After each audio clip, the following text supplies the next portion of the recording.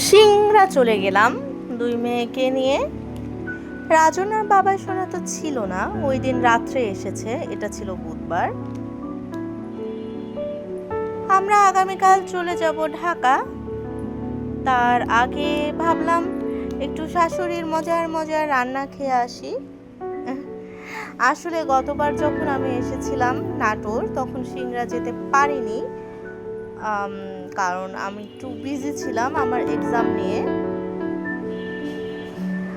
আমি যখন আমার ভিডিওগুলো দেখি পরে দেখি যে মানে কোয়ালিটি এত পোর। আমার তো ফোন একদমই ভালো না, মোটামুটি 23-24 হাজার টাকা দামের একটা মোবাইল আমি ইউজ করি।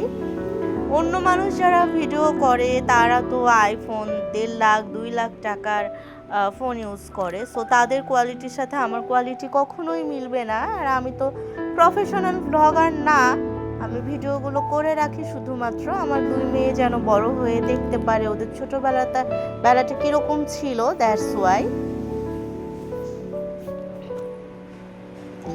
ইদানিং যখন দেখি যে আমার এই যে আমি ভয়েস ওভার দিচ্ছি, পাশে মিঠাই কি বলছে, জামা পরে আছে, নিচে হলুদ জামা পরে আছে দেখো।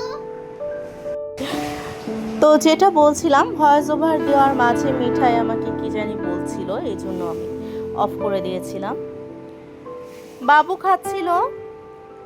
অসম্ভব ভালো একজন মানুষ, মানুষটা সুস্থ থাকুক, ভালো থাকুক।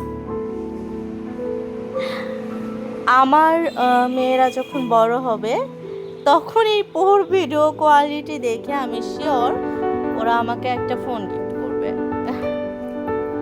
যদিও আমার দামি ফোনের প্রতি কোনো আগ্রহ নাই।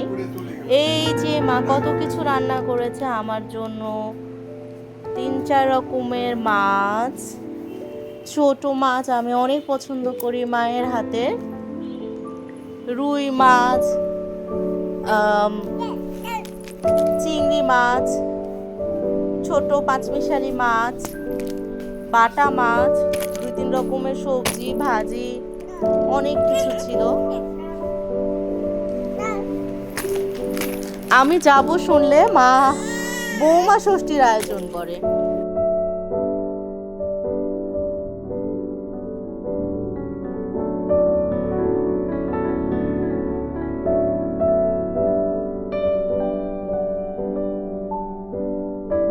মাকে বললাম চলনবিল থেকে একটু ঘুরে আসি, চলো।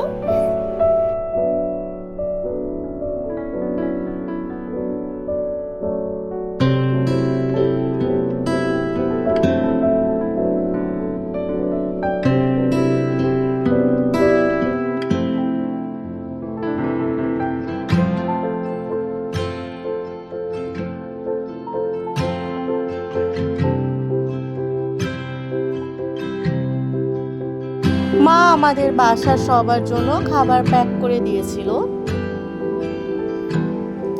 এসে তো দেখি রাজনার বাবাই সোনাও চলে এসেছে।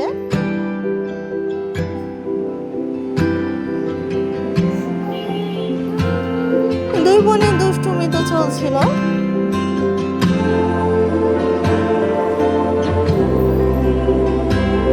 সবাই ভালো থাকবেন।